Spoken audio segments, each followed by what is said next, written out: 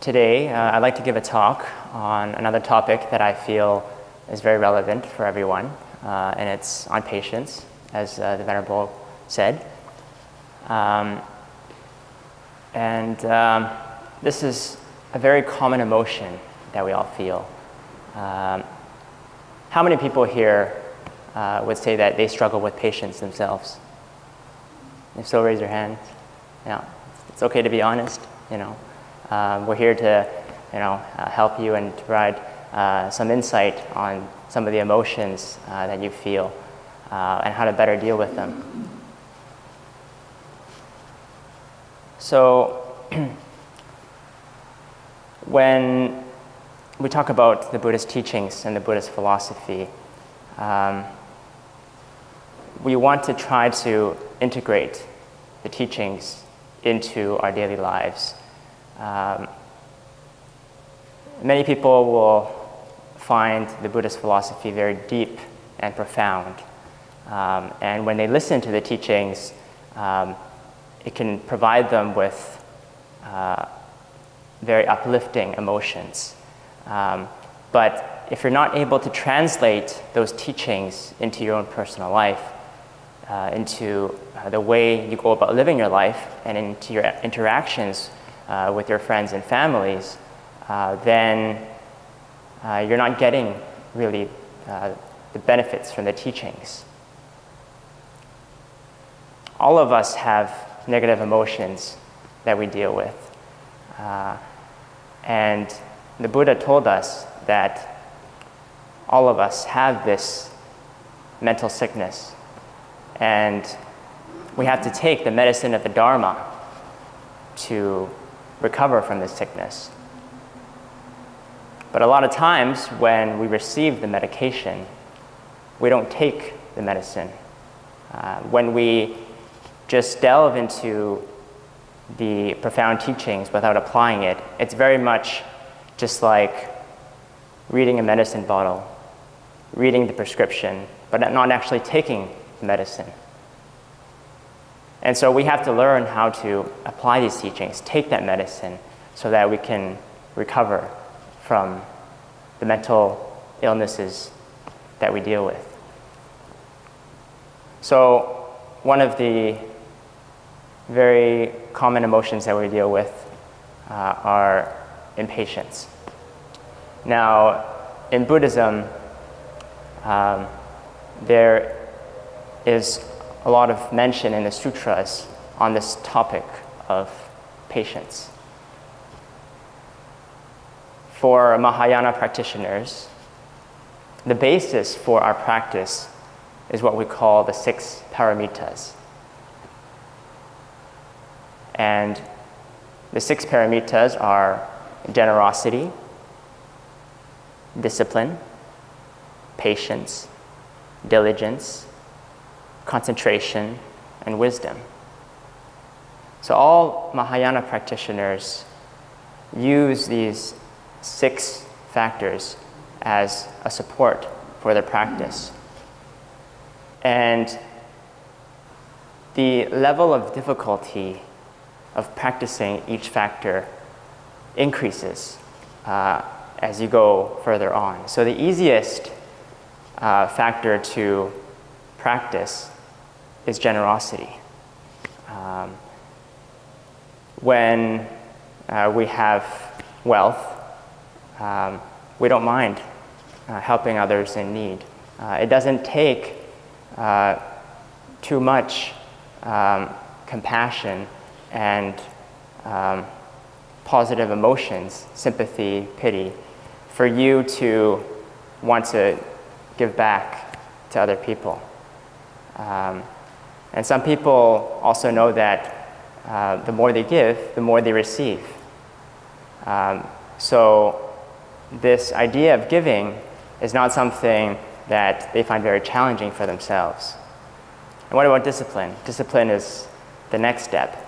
It's a little bit more difficult than generosity, but most people know the repercussions of committing bad deeds. They know that it leads to negative karmic retributions, and so they don't commit them. they don't commit these unwholesome deeds. They refrain from doing that. And by doing that, then they can practice this paramita of discipline. Then the next step is patience. Now, patience is much more difficult to practice compared to generosity and discipline. Because a lot of times when we interact with people, we may experience suffering when they criticize us, when they try to hurt us, when they do harm unto us. And so all of us, we're looking for happiness and we're looking to stay away from suffering. So when other people are trying to inflict harm upon us, we find that very difficult to accept. We find that very difficult to forgive. And so we have a problem with not being able to practice endurance, forbearance, understanding others, learning to forgive others. So in patience, really what we have to understand is when we attach to notions of happiness and suffering, then that gives rise to this pendulum swinging back and forth of different emotions that we feel. So the reason why we get hurt when other people criticize us or harm us is because we have this strong attachment to the self. And I talked about that last time when I spoke about fear. Now, really all the emotions that we feel, all the negative emotions, come as a result of this strong attachment to the self. We have an image in our minds of who we are and what we want to be. So when someone attempts to put that image at risk of being diminished, then our walls go up and we go into defensive mode. And we snap back at that person, or we might say other hurtful things to that person because we feel that we were hurt. And so the first thing that we have to be aware of is that we're attaching to the self. And we're attaching to the self because all the suffering that we believe we're receiving from that person is hurting this ego. And really, when we look at it, all people are trying to look for happiness, and they're trying to stay away from suffering. But it's this strong attachment to wanting happiness and staying away from suffering. That's what really leads to the suffering that we feel. So when someone criticizes us, a lot of times we fail to understand that there may be many reasons for that person inflicting harm upon us. That person's suffering is also because of his lack of understanding. All of us suffer because we have this delusion. We don't see things for what they really are. And so when someone is criticizing us, when someone is hurting us, we fail to see that they might be doing that because of their misunderstanding of the suffering that they themselves feel within. And so if we want to exercise patience, we have to first understand, put ourselves in the other person's shoes and understand that the reason why they're this way is because they themselves have a lot of suffering that they're not able to deal with. In the Mahayana tradition, we have a number of commentaries written by wise monks, great sages, on the practice of the Buddha's teachings. In one of the commentaries called The Great Treatise on the Stages of the Path to Enlightenment, which was written by a Tibetan monk by the name of Tsongkhapa, he talked about patience, this third paramita of patience. And he divided patience into 3 categories. The first category of patience deals with receiving criticism and harm from others. The second refers to the patience that you have to deal with in dealing with difficult external circumstances. And the third is the patience involved along the path to enlightenment. So if we talk about that first category first, of receiving harm from others, really,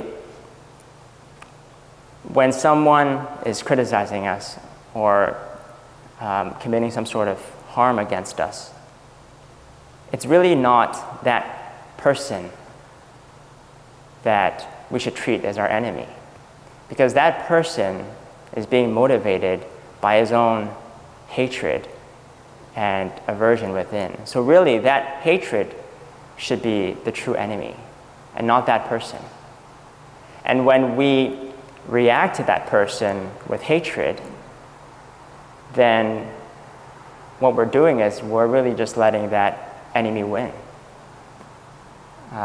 We're responding to hatred with hatred, and that would never lead to any sort of happiness for either party.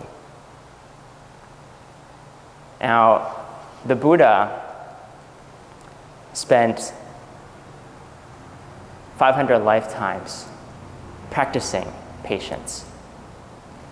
If you've read in the Diamond Sutra, in section 14, the Buddha had spent 500 lifetimes before he became a Buddha practicing endurance. And in one of his lifetimes, he was an ascetic practicing in the mountains. And at that time, there was a king by the name of King Kalinga. And he and his concubines were traveling up to the mountains to go hunting. King Kalinga was a very avid hunter. He would go hunting every weekend with his concubines. His concubines would never join him in the hunting. They would go off into the mountains to play. So this time, the concubines found their way into the cave where Prince Siddhartha, in his previous incarnation as an ascetic, was practicing. And so when the king was finished with his hunting, he went to look for his concubines. And he found his way into that cave. And he saw the concubines circling around this ascetic and touching him in ways that seemed were very inappropriate. And this ascetic, he was seated in silent meditation. He was very still. And the concubines were very curious, and they started asking him about his practice. And when the king saw this, that they were touching him and asking him questions, he was overcome with a lot of jealousy. And when he heard what they were saying, that this ascetic was practicing the way, he went up to them and said, "What way are you practicing? Don't be cheating my woman." I want to know what way you're referring to. And then the ascetic told him that the way that he was practicing was patience, that no matter what anyone did to him, if they beat him, if they cursed him, if they criticized him, if they abused him, he would not have any anger in him. And so this king, he didn't believe him. And he said, okay, if you say that you won't get angry at anything anyone does to you, then prove it.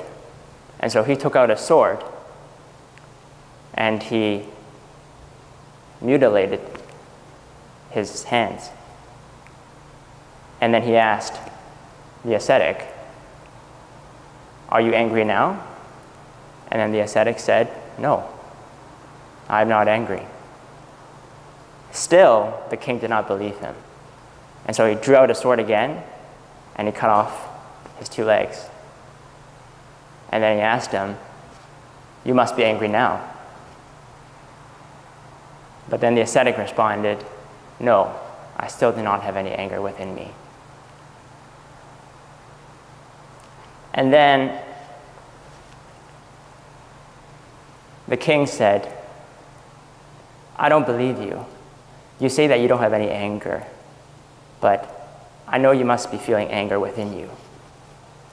And then the ascetic told him that if I do feel anger within me, then I will prove that if I have any anger, my legs and my hands will not grow back. But if I don't have any anger within me, then they will grow back. And moments later, the hands and the legs of this ascetic did in fact grow back. And it was because of that purity of heart. He didn't harbor any aversion towards that other person that caused his spiritual transformation. And so afterwards, the devas and all the dharma protecting spirits, they knew what had just happened, and they were very furious and unhappy with the conduct of this king. And so they showered these hailstones to try to punish the king. And at that point, when the king saw this, and he saw this spiritual transformation of the ascetic, he bowed down on his knees and he repented. He begged for his forgiveness. And then at that point, Siddhartha told him that if in a future life I become a Buddha, you will be the first sentient being that I save. Because Siddhartha had made a vow in his previous life, as he was practicing patience, that in the future, when he became a Buddha, he would first save all the sentient beings that abused him, that caused him harm. That was the extent of his compassion. He would not harbor any aversion or hatred toward anyone, even his enemies. And so, in his future life, when he was born as Siddhartha, this king ended up being his first disciple after he became enlightened. And this king who became that disciple was the first to receive the teachings after the Buddha's enlightenment. And he was also the first disciple after the Buddha to achieve enlightenment. So we can see the extent of compassion and what it can do to transform other people. Reacting to hatred with hatred never solves the problem. We have to learn how to accept and embrace the suffering that we feel and transform that into something positive. In the Buddha's teachings, the Buddha taught about how to develop patience. And one of the examples that he gave was, imagine that you have a fistful of salt in your hands. And you put that fistful of salt into a small bowl of water. And you stir it with your fingers. He asked his students, do you think that water is drinkable? And then his disciples replied, no, that water is far too salty. No one can drink that water. And then the Buddha went on to say, well, imagine that you put that fistful of salt into a large river. Do you think that the people living along the river would still be able to drink that water if you put a fistful of salt into it? And then the disciples responded, yes. Putting just a fistful of salt into a large river will not make it salty. So people can still drink from it. It can still provide them with nourishment. The same goes for all the criticism and abuse that you receive. If your heart is small, if you don't have that breadth, then what anyone says to you, one complaint, one comment of criticism will really hurt you. It's just like putting that salt into a small bowl of water, because you don't have the capacity to receive it and to embrace it and to transform it. Just one little comment of criticism can make you lose sleep for a few nights, or can lead you to lose your appetite. But if we can learn how to increase the capacity of our hearts, like to the size of a great river, then no matter what anyone puts into it, whatever bad thing that they say to you, whatever criticism you receive, you can absorb it, you can receive it, embrace it, and transform it. It's just like the earth. The earth receives whatever you give it. You can dump waste, you can dump excrement, you can dump toxic material into the earth, but the earth embraces it, it receives it.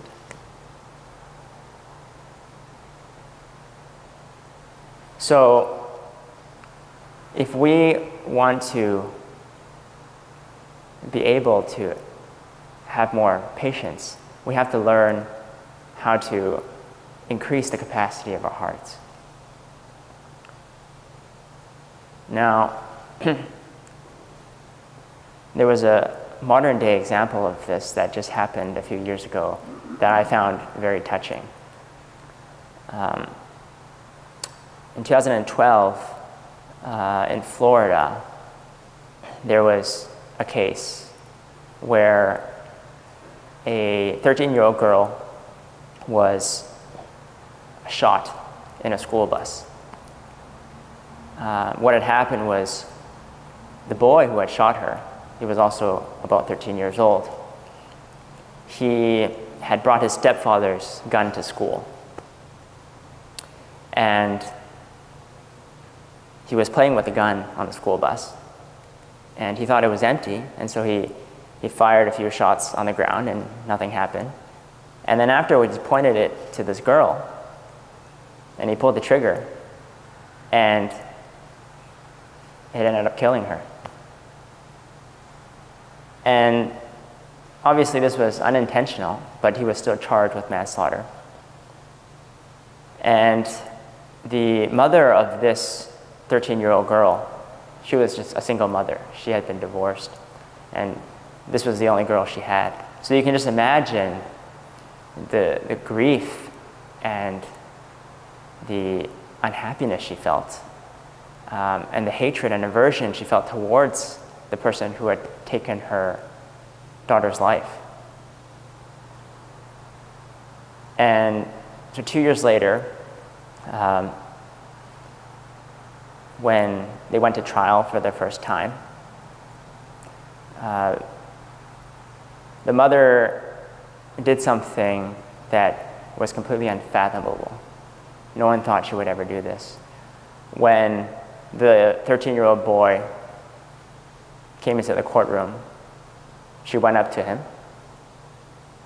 and instead of saying anything hurtful or blaming him for anything, she went up to him and she hugged him.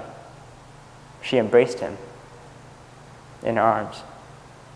Everyone was completely shocked. They were stunned. How could this woman go up to the killer who had taken his daughter's life and embraced him? It was because this woman had such a big heart. She knew that that boy had not done it on purpose. Even though he shouldn't have done that and he shouldn't have brought the gun to school, she knew that everyone deserved a second chance. She had that capacity in her heart to forgive.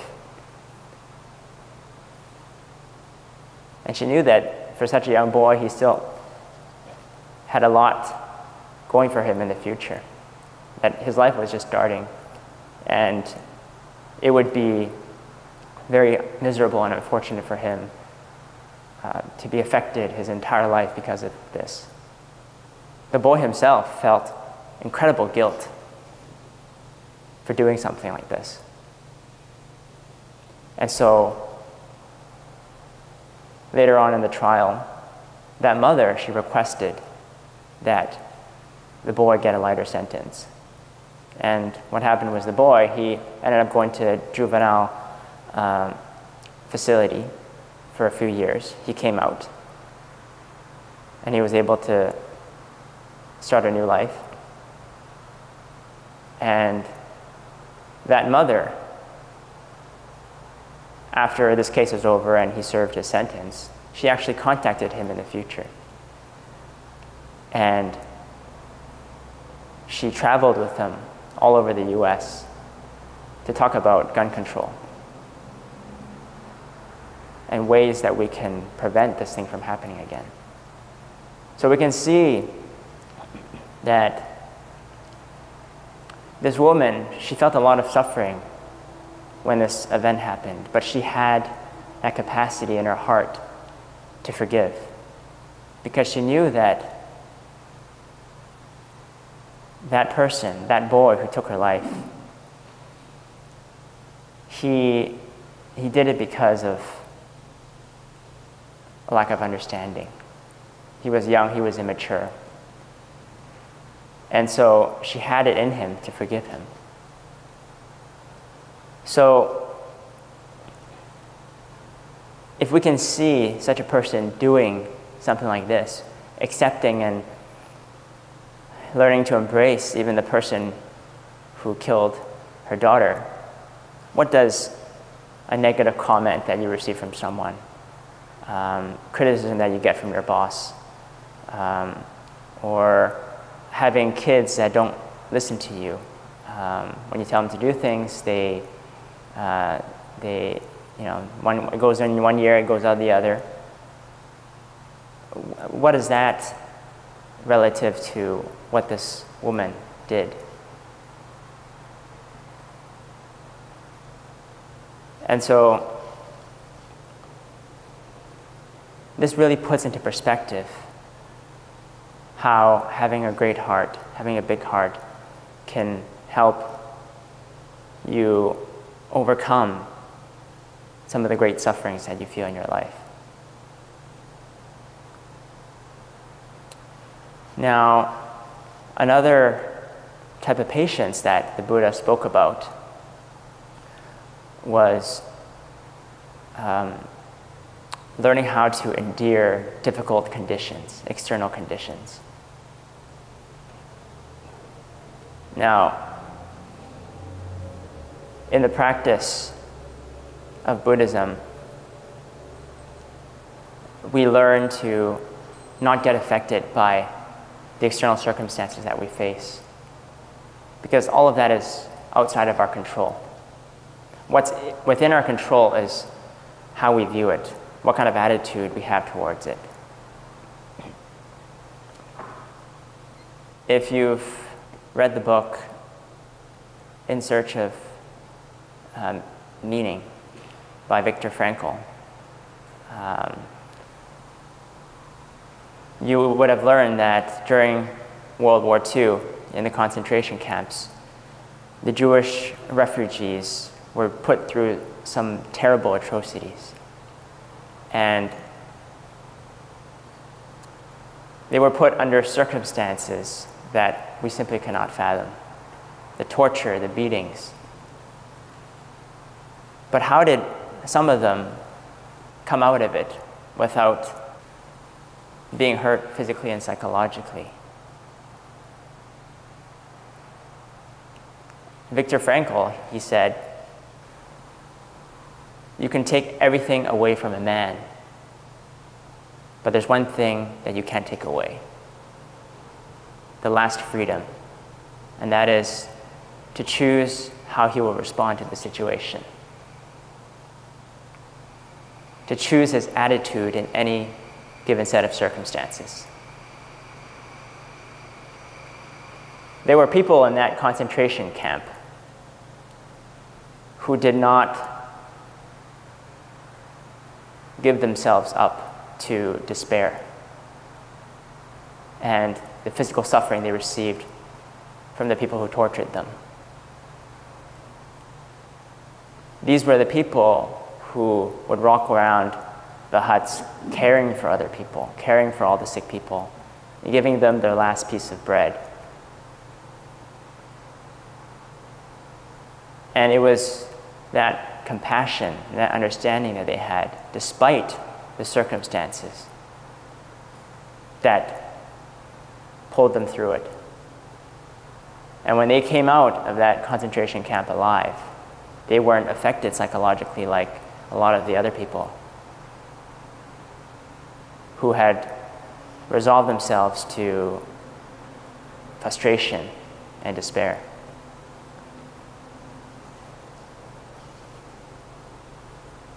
So when I was training for a triathlon, before I became a monk, I was an avid triathlete. And I learned that one of the most important qualities that a triathlete needs to have to be successful is he has to learn how to be comfortable with discomfort. Because in any endurance race, putting through your body through that kind of stress will lead to a lot of discomfort. And so what separates the world-class endurance athletes with the regular athletes is the extent to which they can learn how to be comfortable with being uncomfortable, with the discomfort that they feel. And so that's really the same in our life, in our practice. We have to learn how to manage discomfort. We have to learn how to be at peace with it. When we feel uncomfortable, when we have feelings of pain or discomfort, we recognize it, we be mindful of it. We place our bare attention on it for what it is, but we don't attach to it. In many ways, this attachment to suffering happens because we're also attached to happiness. Because happiness and suffering, they're really two sides of the same coin. You can't have one without the other. Just like you can't have an up without a down, a left without a right, birth without a death. But all of these are just notions. These are notions that we fabricated in our minds. And the whole point of the Buddha's teachings is to help us transcend these notions, to be beyond these notions, these pairs of opposites, happiness, unhappiness.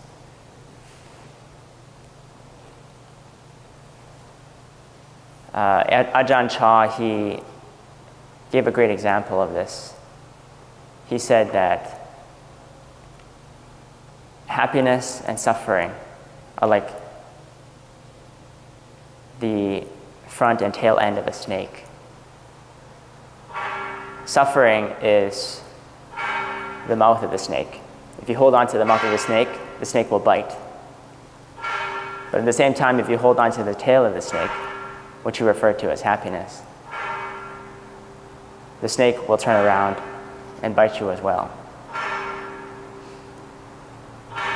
When we become attached to happiness, we become afraid of losing it. And when we lose it, it causes us a lot of suffering.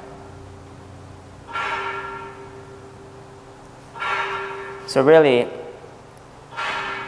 if we want to overcome suffering, we have to overcome our attachment to both happiness and suffering. And this whole practice of patience, that begins with learning how to increase the size of our hearts.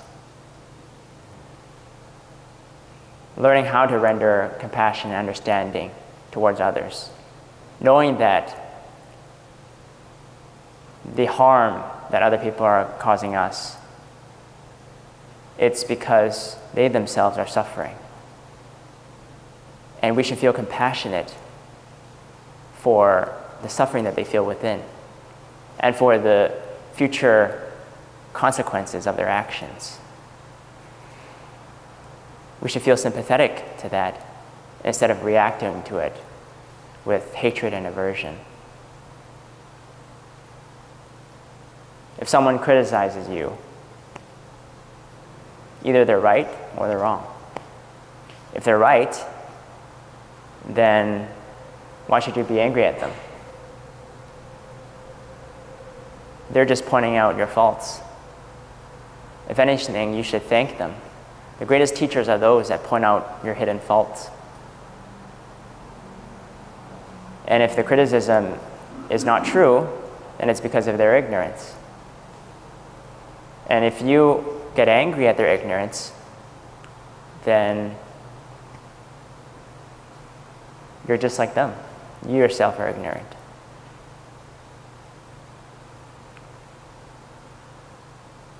So